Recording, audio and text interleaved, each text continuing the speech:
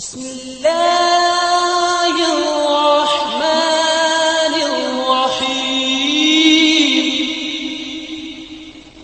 الحمد لله وحده والصلاة والسلام على من لا نبي بعد أما بعد فيقول الله تعالى في محكمه التنزيل أعوذ بالله من الشيطان الرجيم بسم الله الرحمن الرحيم يا أيها الذين آمنوا كتب عليكم الصيام كما كتب على الذين من قبلكم لعلكم تتقون அன்புள்ளம் கொண்ட நேயர் பெருமக்களே, சகோதரர்களே, சகோதரிகளே, அஸ்ஸலாமு அலைக்கும் வரஹ்மத்துல்லாஹி வபரகாத்துஹு.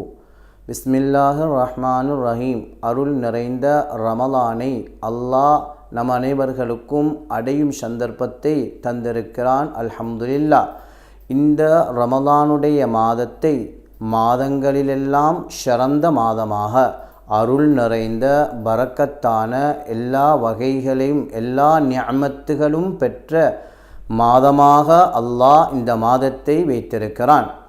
ரமலான் என்ற இந்த மாதத்திற்கு ரமலான் என்ற பெயரோடு மாத்திரமின்றி இந்த மாதத்தை ஷஹ்ருல் குர்ஆன், ஷஹ்ருத் திலாவா, ஷஹ்ருல் முவாசா, ஷஹ்ருஸ் சப்ர் இப்படி பல பெயர்களால் அழைத்தாலும் இந்த மாதத்தினுடைய மகிமை, சிறப்பு, அதன் கண்ணியம் எல்லா இதர மாதங்களை விடவும் எல்லா வகையிலும் பூர்த்தி சிறப்பம்சங்கள் உள்ளடக்கப்பட்டிருக்கிறது.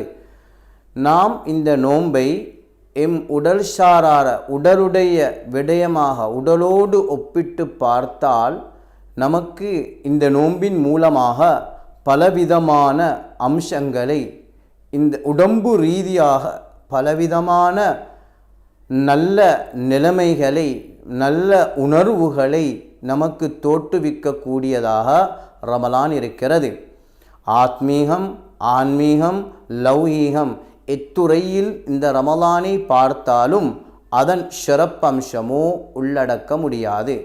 ரமலானுடைய இந்த மாதத்தை அல்லாஹ் முதல் பகுதியை ரஹ்மத்தாக, இரண்டாவது பகுதியை மக்ஃபிரத்தனும், மூன்றாவது பகுதியை இத்துக்கும் மினன்னார் என்ற பகுதிகளாக பிரித்து ரஹ்மத்துடைய பத்தை அல்லாஹு தஆலா குர்ஆனில் சொல்லும் பொழுது கூறுகையில், இன்ன ரஹ்மதி வாசிஆ, என்னுடைய ரஹ்மத் விஷாலமானது, அல்லாஹ்வுடைய அந்த ரஹ்மத்துக்கு நிகராக ஒன்றுமே இருக்காது. அல்லாஹ்வுடைய ரஹ்மத்தை அடைவதற்கே இந்த ரஹ்மலானை எங்களுக்கு தந்திருக்கிறான்.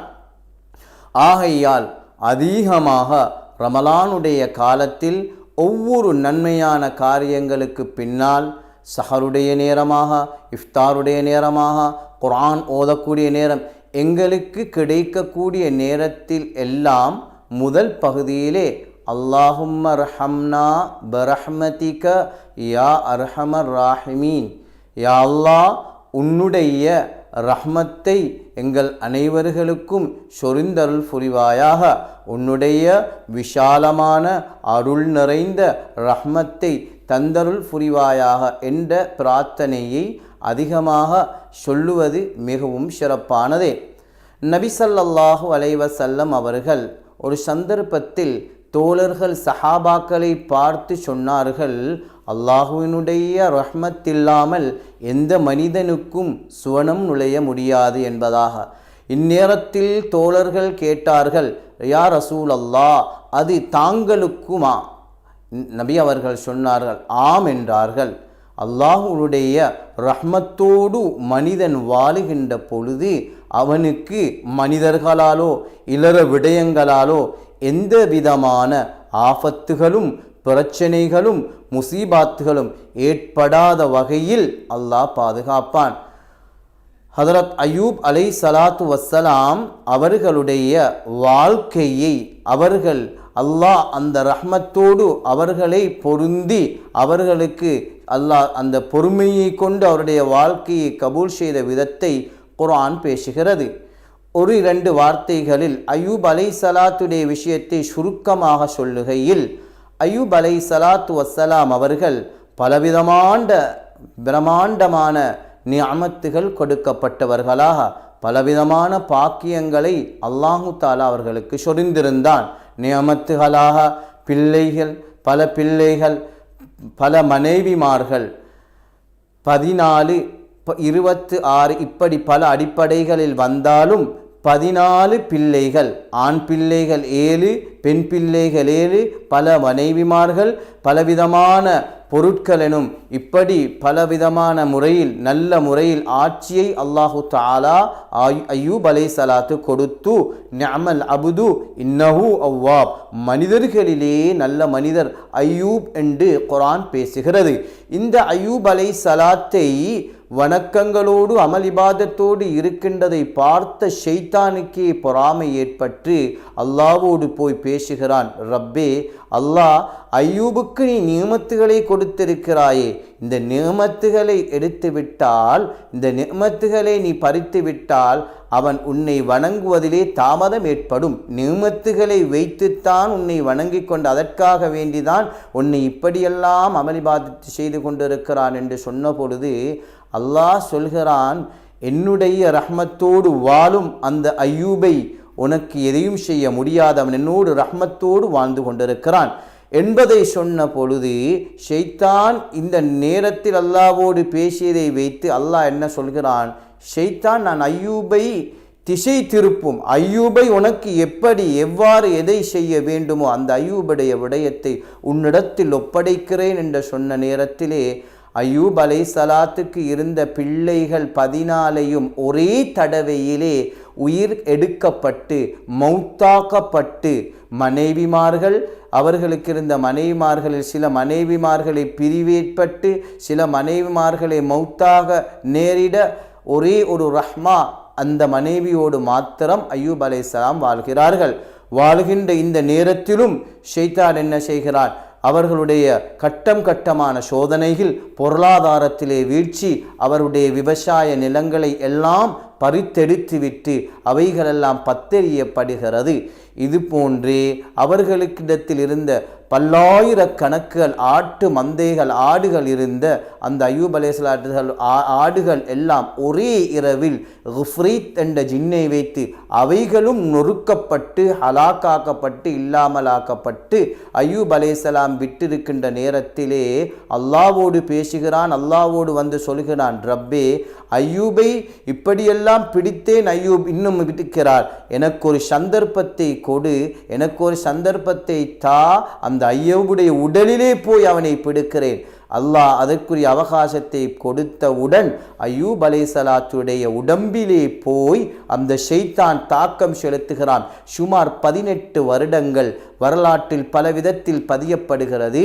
எனவே அய்யூப் அலைஹிஸ்ஸலாம் குறிப்பிட்ட அந்த வருட அமைப்பில் அவர்கள் நோயோடு இருந்தார்கள். நோயோடு இருந்த காலம் மிகவுமே கஷ்டமான காலமாக இருந்தது. இந்த நேரத்தில் எல்லாம் அய்யூப் அலைஹிஸ்ஸலாத்தோடு அல்லாஹ் பேசி, அய்யூபே, நீங்கள் எப்படி இருக்கிறீர்கள் என்று அய்யூபோடு கதைத்து கொண்டு இருந்ததையும் குர்ஆன் சொல்லுகிறது. இந்த அய்யூப் அலைஹிஸ்ஸலாத்துடைய நோய் அவ்வளவு பயங்கரமாக, சொல்ல முடியாத அளவுக்கு அந்த நோயை அவர்களுக்கு கொடுக்கப்பட்டிருந்த அந்த நோய் இதுவரை காலமும் குர்ஆனிலோ தஃப்சீரிலோ எந்த இடத்திலும் அந்த நோய்க்கு பேர் கூட வைக்கப்படாத அளவுக்கு அந்த நோயின் மூலமாக தாக்கப்பட்டு பலவிதமான பிரச்சனைகளுக்கு முகம் கொடுக்கப்பட்டு வீட்டிலிருந்து துரட்டப்பட்டு காற்றிலே வாழும் நிலைமை ஏற்பட்டும் அய்யூப் அலைஹிஸ்ஸலாம் தன்னுடைய வணக்கத்தில் குறைபாடு செய்யவில்லை. இப்படியே அய்யூப் அலைஹிஸ்ஸலாத்துடைய காலம் தொட அய்யூப் அலைஹிஸ்ஸலாத்துக்கு மீண்டும் அல்லாஹு தாலா குர்ஆன் சொல்லுகிறது, வ அய்யூப இத்நாதா ரப்பஹு அன்னி மஸ்ஸனி அத்துர் வ அன்த அர்ஹமுர் ராஹிமீன். அய்யூப் அலைஹிஸ்ஸலாம் அல்லாஹ்வை அழைத்து துஆ செய்கின்ற நேரம் அதில் அய்யூப் அலைஹிஸ்ஸலாத்துக்கு அல்லாஹ், உங்களுடைய காலை பூமியில் உருக்குல் பிர்ஜிலிக், அய்யூபே, உங்களுடைய காலை பூமியிலே செலுத்துங்கள், பூமியிலே அடியுங்கள் என்று நீரை வெளியாக்கி அந்த நீரூற்றின் மூலமாக கழுகி சுத்தப்படுத்தி அல்லாஹ் சங்கையான வாழ்வை கொடுத்திருந்தான். இதனை பார்த்த அய்யூப் அலைஹிஸ்ஸலாத்தின் மனைவி ஆச்சரியத்தோடு சந்தர்ப்பத்தில் வீடு திரும்பி வருகின்ற பொழுது அய்யூப் அலைஹிஸ்ஸலாத்தை கண்ணுற்ற அய்யூப் அலைஹிஸ்ஸலாமின் மனைவி அவர் அய்யூப் அலைஹிஸ்ஸலாத்திடத்திலே கேட்கிறார்கள், என்னுடைய கணவன் அய்யூபை நீங்கள் பார்த்தீர்களா என்று. சிரித்த முகத்தோடு நான் தான் அந்த அய்யூப் என்று சொல்லும் அளவுக்கு அல்லாஹ் அவருடைய வாலிபத்தை, அவர்கள் இருந்த தோற்றத்தை எல்லாம் மாற்றி வாலிபத்தை கொடுத்து உடலால் பொருளால் பல நிஅமத்துகளை கொடுத்து கண்ணியப்படுத்தினான். எனவே இந்த அய்யூப் அலைஹிஸ்ஸலாத்துடைய வாழ்க்கையின் மூலமாக அல்லாஹ் அவர்களுக்கு கொடுத்த பல நியமத்துகளில் ஒன்று பொறுமை. ரமலான் பொறுமையுடைய மாதம். நாம் எதை அடைந்தாலும் பொறுமையை கையாள வேண்டும். அல்லாஹுடைய ரஹ்மத்தோடு அல்லாஹுடைய ரஹ்மத்தை அதிகம் அதிகம் கேட்க வேண்டும். அதற்குரிய தௌஃபீக்கை வல்லவன் அல்லாஹ் நம் அனைவர்களுக்கும் அருளட்டுமாக. வாஹிரு தவானா அனில் ஹம்துலில்லாஹி ரப்பில் ஆலமீன்.